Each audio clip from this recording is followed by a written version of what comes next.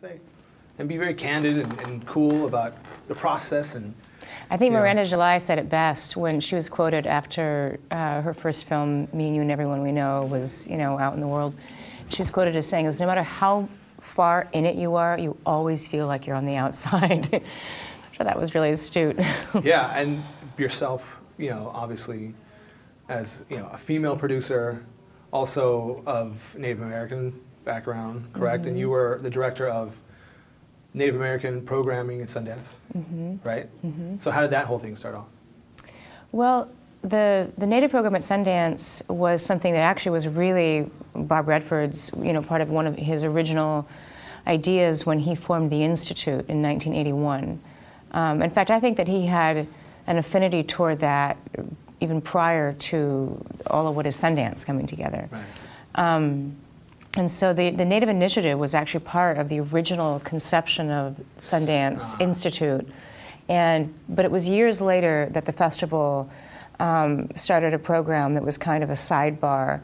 And that's where I started working with Sundance to help to build that program, as far as programming Native content films into the festival, and then supporting Native writers and directors in coming into the labs through the feature film program that Michelle Satter runs. And so I was there for 6 years, and then Bird Running Water has taken over that program and been there for almost 10 years. I think he's been there for 10 years. Nice. And a number of, really interesting filmmakers all the way back to, Chris Eyre and Smoke Signals and Randy Redroad, The Doughboy, more recently Sterling Harjo, who did 2 films that have been at Sundance, Barking Water and Four Sheets of the Wind. I mean, a really interesting body of work has come out of that program. I'm really thankful to have been a part of that program developing at Sundance, absolutely. And I do sit on the Board of Trustees now. Now, did that experience, is that what sparked the interest to become a producer yourself? Now, did you start off as an actor, correct? No, I went You acted? I have, by default, a couple of my friends' movies. Right. But I don't consider myself an actor. I studied theater, when I was younger and in school and whatnot. But I went to film school. I went to Evergreen State College in Olympia, Washington, and studied film and graduated with a degree in film and multicultural studies. And really my roots in terms of the foundation of how I came into the work was through documentary filmmaking. Okay. And that program at Evergreen, at least when I was there in the late 80s, was really centered in, strong documentary and experimental and theoretical work. Got it. It was not a pipeline into Hollywood at all. But it just so happens that I, upon graduating, moved to Los Angeles and started working in production and kind of worked my way up. So you were always in the production side? Yeah. What's your favorite part of the process for that? I think one of the things that I have probably embraced the most over the years and maybe have gotten better at is just dealing with people. Because what you're really doing when you're producing, and directing as well, is you're managing. You're a manager. Absolutely. And if you can be as talented as as the best of them, and if you're not good at managing people, you're going to suffer for it. Absolutely. And there's kind of those cliche stories of producers and directors sort of wielding power in a sort of fist-raising way. And it's not that way. And it's an old school or an old style of dealing things. But I think as we evolve as a species, that maybe we ought to be looking at new waves, of communicating and creating and managing. Yeah. So I definitely found that to be true. I mean, like myself, I come from the restaurant industry. So I put myself through college managing restaurants, and we own a restaurant in Palm Springs. So when I got into the film business, all of a sudden you're on set. I'm like, I've been doing this forever. You're managing 30, 50, 70, whatever people. Yep. And it is that. It absolutely is that. And it is the people business. Absolutely. That's a great analogy, too. It's very much business, like it. Because film, like the restaurant business, moves at an unnatural pace. Totally. So everything is, you're compacting this much sort of life and people and workflow into a very small amount of time. And you really have to know how to manage it. And I think if someone is not, sort of knows that's not their strength, then maybe the work to do is to go figure out how to develop that. That's great. Rather than just trying to put yourself in a position where you've raised hundreds of thousands of dollars and you're going to make this movie and you're setting yourself up. I mean, I really honestly think it's not worth it if you don't know what you're doing in that regard. Right. I've always said it's team. Yep. It's literally that, and it's no more, no less than that. I mean, it's, from as a producer, it's about everybody that you bring to the table, and how those cogs work together in unison. And obviously, one little thing. Absolutely. It all kind of spirals out, and somebody has to wrangle that in all the time. Yeah, it's really, I have a real sense of that there's a way to deal with things, because it is art, Absolutely. For one. So there should be a kind of pleasure and enjoyment in doing it, but it's also commerce, and there's a responsibility, and there has to be a sense of accountability for what you're doing. You got to deliver. Right. But I also feel like there's a way of doing it where you bring grace to it. And there's some level of dignity for everyone that's involved. And I had a couple of mentors, that both of whom have passed away in the last couple of years. One of which was a gentleman by the name of Phil Lucas, who was a prolific documentary filmmaker.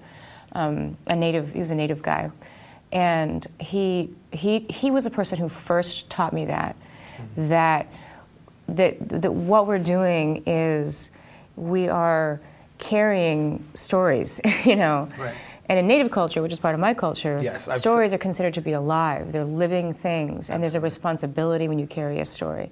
You actually have a responsibility to something that you're taking care of, and that when you treat it that way, then inevitably everyone involved is going to be a part of that responsibility, and there's some level of dignity in that. And I always felt like that was something that I'm so thankful that that's part of my foundation, right. And how to deal with things. Now, are there specific genres that you like to deal with? Or is it just all based on story, period? I mean, it's story first, right, and I would say to some degree I may be thought of as kind of a social realism go-to girl, but I have done some things in the last couple of years that have I've done a comedy and have been working on things that are sort of outside of that. But I would say that social realism and kind of hyper-realism are probably my favorite genres in terms of drama. And then social issue documentaries will always be part of... So that's the heart. That's your heart there. It will always be part of who I am and the work I'm doing. Frozen River, does that change everything? Was that a big game changer for you as a producer? In the industry? Right. It was. It was something that, it definitely changed my ability to be able to, get somebody on the phone or have a conversation or... try and move things forward. Now, at the same time, since that, I've done half dozen movies since then. Right. I've really still just done small movies. Like, I have not... And right, maybe, that was my question. That's the interesting part about yourself as a producer, is doing large budget movies. At the same time, seems like you still hold on to that indie spirit, or just about storytelling. I think that's extremely important. A great story is a great story, whether it's for 500,000 or 5 million, 15 million, whatever. Yeah, that's true. So it seems that, based off of the work that I've seen and the stuff that I've seen you do, you've kept to that. Now, do you think that's part of your cultural identity as well? I don't know if it's because you hold the storytelling. I don't know that it's part of that. I never thought about that, so that's kind of interesting. Yeah. I don't know if it's that or... because, a lot of times it's like, I already did a $200,000 movie, I'm not going to do that again, we have to jump up. Perceivably from the outside, right. Maybe I should have, during all of this time been making bigger movies along the way. But maybe I should have been. Maybe that could even sort of, constructively right. criticize my career path, and that I should have been doing bigger things. I don't know. Right, but there is that kind of thing in the industry where you're like, that's how it should go, obviously. Yeah. Supposedly. Yeah. Not like there's any rules or things like that to this whole. That's the idea. Is that that's you're supposedly working the idea. Toward. I know. Whether that's good or not, I think that's all whatever. It's all relative. Yeah. Because obviously we go back to a good story is a good story. Anyway, so. Yeah, it's not to say that I wouldn't like to work on bigger things, right. but it's also a matter of I haven't worked on anything that I haven't felt good about. Which is, I think, everything that I've done, and maybe there's a kind of privilege in that, but everything that I've done is something that I feel really good about. I like what it, what it is. I like the way that it turned out. I feel, right. I would feel, proud to invite any friend of mine, or to come to a screening, and so. And that's more than most can say a lot. Because I know I have a lot of buddies that are writers, and they do it for the check, and they do it for that. And for myself, I've always been one of the guys that I didn't want to do that. I never wanted to do that, just because it's like I could be I could be having a franchise of restaurants if I wanted to do that. Honestly, I mean, that's what that's kind of the background. And we own restaurants in Palm Springs. It's like, I could do that. Yeah. If I wanted to just get a paycheck, I could do that. But, I think for those that are in this industry, like with that in mind, there is that sense of, like you said, you bring a dignity to it, and there's a certain sense of value above just a dollar amount. Of course, you have the commerce part that you said as well. Yeah. Now, to first-time filmmakers. I know you've dealt as a producer with a lot of first-time filmmakers, making the jump from short films to directing features. How was that for you, dealing with that? And what advice would you give, let's say, a first-time filmmaker straight out of film school that has just done short films, and how do they make that jump? Because it's a totally different thing. Short films and features are. It's not. I mean, it's different. You have. It is. They're two different mediums. I think that, and I think that it would be naive to make the assumption that because you've directed a short film or a number of short films that you're entirely equipped to make a feature, because they're really two different worlds. Yeah. And there's a different kind of fiduciary responsibility making a feature, if you're a responsible person. I mean, you literally have to deliver a movie that's going to market. Right. And so, that, having to suddenly impose an infrastructure on yourself, whereas you've made shorts that you shot with your friends, over the course of maybe a few different weekends, or, when you're making a short film, you have far more liberty than you're going to have when you make a feature, where suddenly you've got an infrastructure that has been around for as long as the medium's been around. The way in which we do things is pretty much how it's been for 100 years, for as long as this medium has existed. So there is something about it that works. Right. But I've certainly encountered, filmmakers who are making that transition from shorts to features who are like, what is all this stuff and who are all these people? Right. Why can't I just do it the way we did it before? Exactly. This is overwhelming, and I understand that completely. And at the same time, I think that people who not only have, who want to direct and who are interested in directing a feature, maybe about to direct a feature, and have made short films, I think it's really valuable if they've also been on sets and worked in the production, capacity in some way or another on a feature, just to understand the machinations of it. Right. Just to understand what it means to work, 15 hours a day or more for 28 consecutive days, if you're doing a low budget kind of thing. Right. So, and it's never been easier to shoot a feature when it comes to digital filmmaking nowadays. It's more accessible towards somebody that, if they really want to do it. Yeah, a lot of people are making movies. I mean, Sundance, the festival this past year, was the first time that it had surpassed 10,000 films that were submitted. And that's a lot. That's a lot. It's a lot. I'm sure for that exact reason. I think it's because of the accessibility, and there's a kind of, I think, whereas it used to be maybe 20 or 30 years ago really cool when you were getting out of high school, or when you were in high school to want to be in a band. Right. Now everyone wants to be a filmmaker. Right. And which I think is great, because again, I mean, I stand that it's a modern form. It's a modern version of an archaic form, being the storytelling form.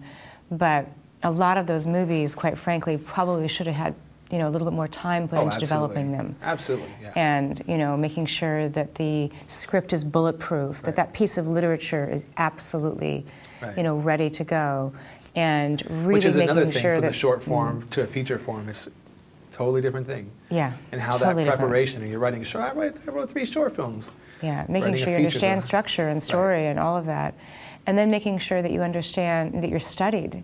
Right. I mean, a lot of filmmakers, I think, particularly American filmmakers, are not necessarily studied. They've gone to movies maybe all their lives, but they haven't studied the classics. They haven't, they're not informed with any real kind of body of theory. Right. Whereas European filmmakers and Asian filmmakers and filmmakers from other parts of the world, Russian filmmakers and whatnot, are far more studied. Right. And that's, I think, one of the shortcomings of American filmmakers, that, I mean, there's a kind of innocence in that. What? Yeah. Right. Certainly. Absolutely. Yeah, let's just say. It definitely trickles into that. Absolutely. It's not just film, it's America. It's true. It's true. Well, I mean, that's really we wanted to just pick your brain a little bit, and, it's really awesome to have you on the show, and just, it's amazing to have somebody that's been through the process from top to bottom, and really is inside the indie world and film world, period, from Sundance, and just giving that type of advice to first-time filmmakers and just filmmakers in general, because it's such it is such a huge process, and I think the best thing that I liked was the team aspect and the understanding that that is an archaic idea. It is an old idea of just the tyrannical filmmaker. I mean, it is the people business, I think. Yeah, it is. Yeah. Yeah, and there's something really great about that. And I also think that, there's a lot of urgency in the film industry in general, and more so than other aspects of the arts and whatnot. And I think that if I had any sort of last thing, to recommend to burgeoning filmmakers is to not be in a hurry in the way. I mean, yes, you have to earn a living, and maybe you're on a trajectory where you want to have this be your career path. Right. But to not be in a hurry means that you allow the work to ripen in a way that best supports and sustains the work. Nice. Because it is not good for a filmmaker to make a bad film.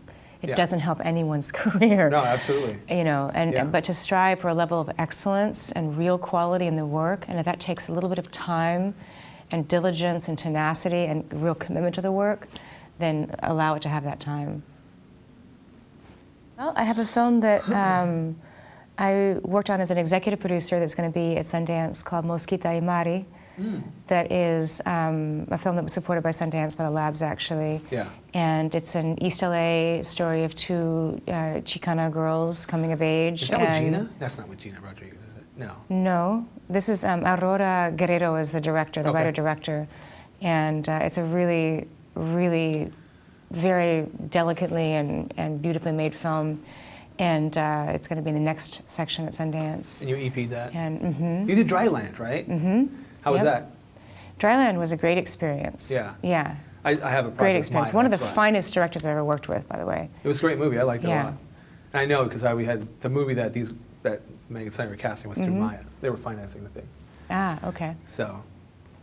Very cool. Yeah. So that's how I know, and I know Sergio and the whole thing. Yeah, absolutely. Yeah. So.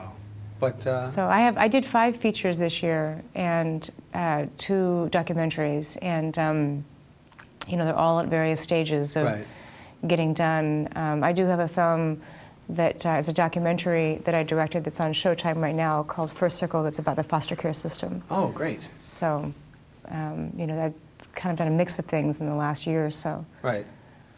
That's amazing. You're amazing and an inspiration, I think. Thank you. Yeah, absolutely. That's very sweet to say. Thanks so much. Thanks for being on the show. It's great, and I love the multicultural studies that you did. I mean, that's my degree is in anthropology. Oh, really? Yeah, cultural anthropology. I went to San Diego State, and that was my focus. And it was always fun. They're like, "What are you doing in film?" I'm like, it's the same thing. Well, it is. Absolutely, yeah, but it absolutely is. I know. I mean, it was cultural study was my absolute focus. I mean, the study of people is for a writer. That's all you're doing. Yeah, that's all you're doing. Studying people. I know. I'm Heather Rae, and you're watching Shorts Showcase. Okay. Thank you.